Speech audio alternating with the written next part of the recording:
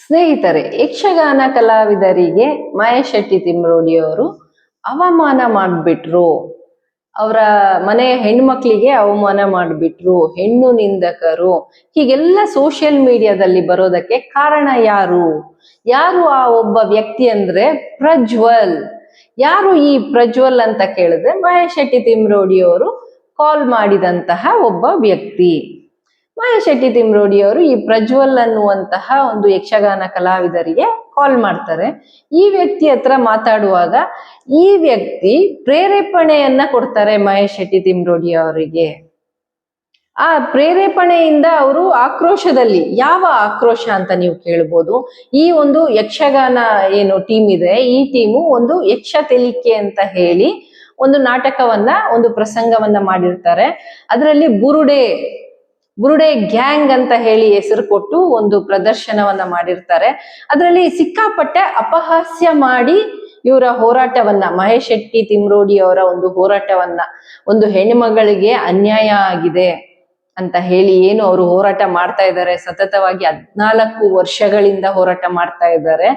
ಈ ಹೋರಾಟವನ್ನ ಅಪಹಾಸ್ಯ ಮಾಡಿ ಬುರುಡೆ ಗ್ಯಾಂಗ್ ಅಂತ ಹೇಳಿ ಒಂದು ಹೆಸರು ಕೊಟ್ಟು ಇವರು ಒಂದು ಪ್ರದರ್ಶನವನ್ನ ನೀಡಿರ್ತಾರೆ.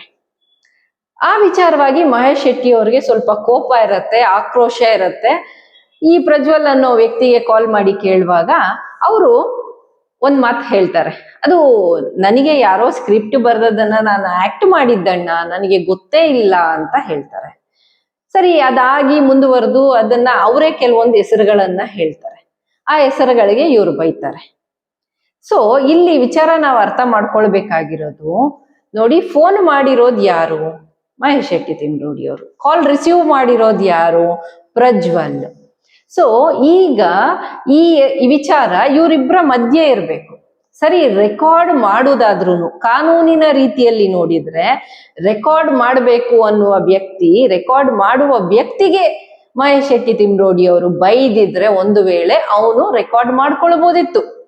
ಆ ವ್ಯಕ್ತಿ ಅದನ್ನ ರೆಕಾರ್ಡ್ ಮಾಡಿಕೊಳ್ಳುವಂತಹ ಎಲ್ಲ ಹಕ್ಕು ಇಟ್ಕೊಂಡಿರ್ತಾರೆ ಅವ್ರ ಹತ್ರ.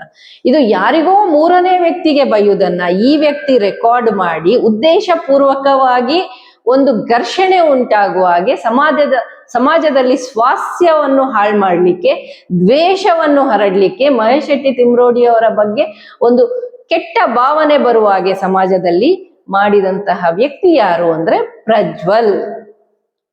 ಪ್ರಜ್ವಲ್ ಹತ್ರ ಎಲ್ಲಿಯಾದ್ರೂ ನೇರ ಮುಖಾಮುಖಿ ಹೇಳಿದ್ರೆ, ಮುಖಾಮುಖಿ ಒಂದು ಚರ್ಚೆ ಆಗಿತ್ತಪ್ಪ, ಒಂದು ಅಕ್ಕಪಕ್ಕ ಕೂತು ಯಾವುದೋ ಒಂದು ಫಂಕ್ಷನ್ ಅಲ್ಲಿ ಇದೇ ರೀತಿ ಚರ್ಚೆ ಆಗಿದ್ರೆ ಇದಕ್ಕೆ ರೆಕಾರ್ಡಿಂಗ್ ಮಾಡ್ಕೊಳ್ಳಿಕ್ಕೆ ಸಾಧ್ಯ ಇತ್ತ ಪ್ರಜ್ವಲ್?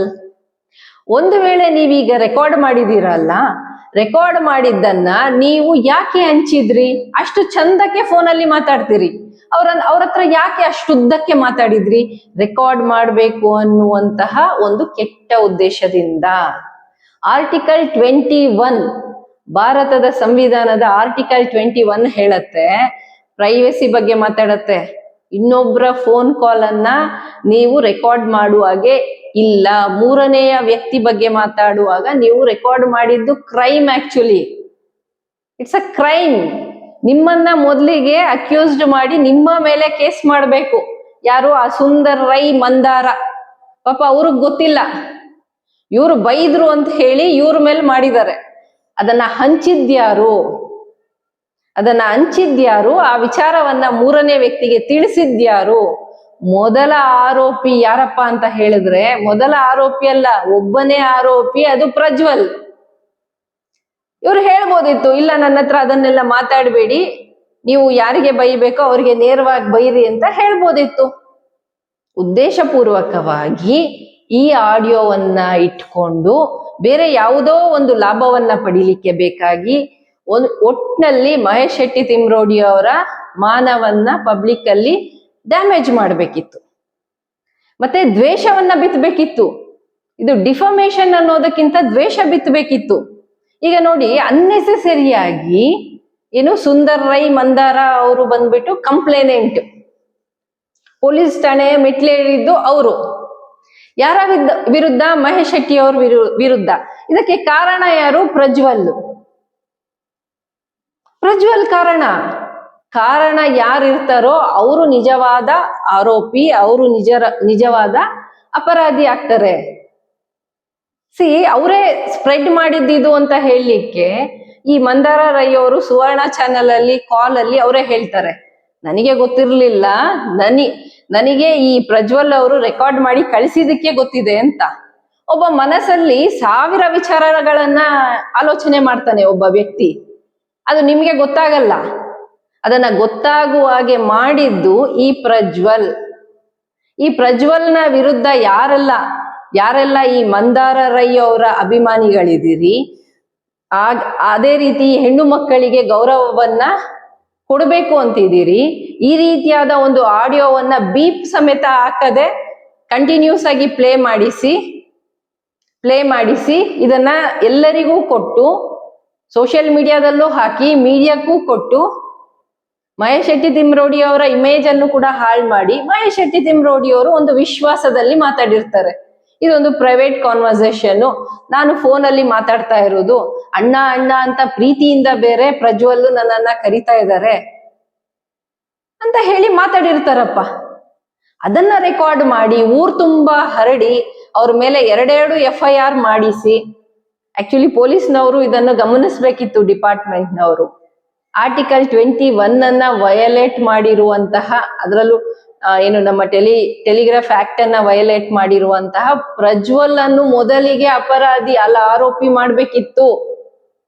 ಆ ನಂತರ ಮಹೇಶ್ ಶೆಟ್ಟಿ ತಿಮ್ರೋಡಿ ಅವರು ಏನಾದ್ರು ಸ್ಟೇಜ್ ಹಾಕ್ಬಿಟ್ಟು ಪಬ್ಲಿಕ್ ಮೀಟಿಂಗ್ ಅಲ್ಲಿ ಅಥವಾ ಇನ್ನೆಲ್ಲಾದ್ರೂ ಹೇಳಿದಾರ ಈ ವಿಚಾರಗಳನ್ನ?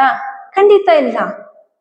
It's a private talk, private ಆಗಿ ಮಾತಾಡಿರುವಂತಹ ಒಂದು ವಿಚಾರ.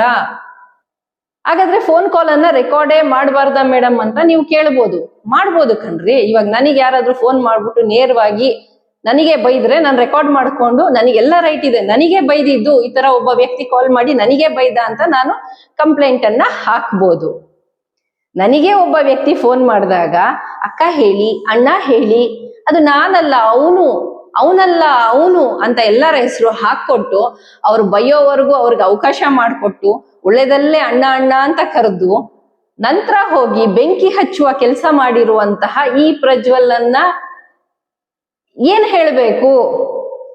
ಕಾನೂನು ರೀತಿ ಈ ವ್ಯಕ್ತಿ ಇವತ್ತಿನ ನಿಜವಾದ ಆರೋಪಿ. ಆದ್ರೆ ಕಷ್ಟ ಅನುಭವಿಸ್ತಾ ಇರೋದು ಯಾರೋ ಮಂದಾರ, ಏನೋ ಸುಂದರ್ ರೈ ಮಂದಾರ ಇರ್ಬೋದು, ಕಂಪ್ಲೇಂಟ್ ಕೊಟ್ಟು ಅವರನ್ನು ಕೂಡ ಒಂದಷ್ಟು ಜನ ಸೋಷಿಯಲ್ ಮೀಡಿಯಾದಲ್ಲಿ ಬೈತಾ ಇದ್ದಾರೆ. ಈಗ ಅನ್ನೆಸೆಸರಿ ಅವರ ತಾಯಿಗೆ ಬೈದ್ರು ಅಂತ ಊರಿಡೀ ಗೊತ್ತಾಗಿದೆ. ಅವರ ತಾಯಿ ಅಲ್ಲ, ಅಲ್ಲಿ ಆ ಮಂದಾರ ರೈ ಅವರ ಪ್ಲೇಸ್ ಅಲ್ಲಿ ಯಾರೇ ಈ ಬುರುಡೆ ಗ್ಯಾಂಗ್ ಅಂತ ನಾಟಕ ಮಾಡಿದ್ರು, ಆ ಸ್ಕ್ರಿಪ್ಟ್ ಬರ್ದಿದ್ರು ಅವ್ರಿಗೆ ಮಹೇಶ್ ಶೆಟ್ಟಿ ತಿಮ್ರೋಡಿ ಅವರು ಇವರೊಬ್ರು ಆತ್ಮೀಯರು ಪ್ರಜ್ವಲ್ ಅಂತ ಹೇಳಿ ಅವ್ರ ಹತ್ರ ಅವರ ಮನಸ್ಸಿನ ಸಂಕಟವನ್ನು, ಭಾವನೆಯನ್ನು, ಆಕ್ರೋಶವನ್ನು ಹೇಳ್ಕೊಳ್ತಾ ಇದ್ರೇನೋ. ಎಲ್ಲಾ ತಾಯಿಯನ್ನು ನಿಂದನೆ ಮಾಡ್ಬೇಕನ್ನೋ ಉದ್ದೇಶ ಖಂಡಿತ ಅಲ್ಲ, ಅದು ಮಾತೃ ನಿಂದನೆ ಖಂಡಿತ ಅಲ್ಲ, ಅದೊಂದು ಆಕ್ರೋಶ ಅಷ್ಟೇ. ಅವರ ತಾಯಿಗೂ ಇವರಿಗೂ ಏನ್ರಿ ಸಂಬಂಧ? ಒಂದು ಹೆಣ್ಣು ಮಗಳಿಗೆ ಅನ್ಯಾಯ ಆಗಿದೆ, 14 ವರ್ಷದಿಂದ ನಾನು ಹೋರಾಟ ಮಾಡ್ತಾ ಇದ್ದೇನೆ, ನೀವು ಹೀಗೆಲ್ಲ ಮಾಡ್ತಾ ಇದ್ದೀರಲ್ಲ, ಅದನ್ನ ಪರುಡೆ ಅಂತ ಹೇಳಿ ಮಾತಾಡ್ತೀರಲ್ಲ ಅಂತ ಹೇಳಿ ಬೈದಿರೋದು ಬಿಟ್ರೆ ಅಲ್ಲಿ ಯಾವುದೇ ಉದ್ದೇಶ ಇಲ್ಲ. ಒಂದು ಹೆಣ್ಮಗಳಿಗೆ ನ್ಯಾಯ ಸಿಗ್ಬೇಕು ಅಂತ ತನ್ನ ಯೌವನವನ್ನೇ ಕಳೆದಿರುವಂತಹ ಮಹೇಶ್ ಶೆಟ್ಟಿ ತಿಮ್ರೋಡಿ ಅವರು ಬೇರೆ ಮನೆ ಹೆಣ್ಮಕ್ಳನ್ನ ಬೈತಾರೆ ಅಂತ ನೀವ್ ಹೆಂಗ್ ಅನ್ಕೊಳ್ತೀರಾ? ನಿಜವಾಗ್ಲೂ ಅವರ ತಾಯಿಗೆ ಅವಮಾನ ಆಗ್ತಾ ಇದೆ ಇವತ್ತು ಅಂತ ಹೇಳಿದ್ರೆ ಅದಕ್ಕೆ ಕಾರಣ ಪ್ರಜ್ವಲ್ ಮೇಲೆ ನಿಜವಾಗ್ಲೂ ಕೇಸ್ ಆಗ್ಬೇಕಾಗಿರೋದು. ಅದನ್ನ ಹಂಚಿದ್ದು ಪ್ರಜ್ವಲ್, ಅದನ್ನ ರೆಕಾರ್ಡ್ ಮಾಡಿದ್ದು ಪ್ರಜ್ವಲ್. ಒಂದು ಮಾತು ಮಹೇಶ್ ಶೆಟ್ಟಿಗೆ, ಅಣ್ಣ ಬೇಡ ಅಣ್ಣ, ನೀವ್ ಈ ರೀತಿಯಾಗೆಲ್ಲ ಮಾತಾಡಬೇಡಿ, ಬೈಬೇಡಿ ಆ ರೀತಿ ಅಂತ ಹೇಳಿದ್ರ ನಗ್ತಾ ಖುಷಿಯಾಗಿ ಮಾತಾಡಿದ್ದಾರೆ. ಆ ಆಡಿಯೋವನ್ನ ಒಮ್ಮೆ ಕೇಳಿಸ್ಕೊಳ್ಳಿ, ನೀವೆಲ್ರೂ ಕೇಳಿಸ್ಕೊಳ್ಳಿ, ಆ ನಂತರ ಈ ವಿಡಿಯೋವನ್ನ ನೋಡಿ, ಆಗ ನಿಮ್ಗೆ ಅರ್ಥ ಆಗತ್ತೆ ಯಾರು ನಿಜವಾದ ಆರೋಪಿ ಅಂತ ಹೇಳಿ, ಯಾರ ಮೇಲೆ FIR ಆಗ್ಬೇಕಾಗಿತ್ತು ಅಂತ ಹೇಳಿ. ಥ್ರೂ ಔಟ್ ಮಂದಾರ ರೈ ಏನಿದ್ದೀರಾ, ಸುಂದರ್ ರೈ ಮಂದಾರ, ನೀವು ಮೊದ್ಲಿಗೆ ಈ ಪ್ರಜ್ವಲ್ನ ಮೇಲೆ, ಈ ಒಂದು ಏನ್ ಹೇಳ್ತಾರೆ ವಂಚಕನ ಮೇಲೆ ನೀವು FIR ಅನ್ನ ಫೈಲ್ ಮಾಡ್ಬೇಕು ಅಂತ ಹೇಳ್ತಾ, ಈ ವಿಡಿಯೋ ಇಷ್ಟ ಆಗಿದ್ರೆ ಈ ಎಲ್ಲಾ ಕಲಾವಿದರಿಗೂ ತಲುಪಿಸಿ, ಜೊತೆಗೆ ಜನರಿಗೂ ತಲುಪಿಸಿ ಅಂತ ಹೇಳ್ತಾ, thank you for watching this video. Thank you friends.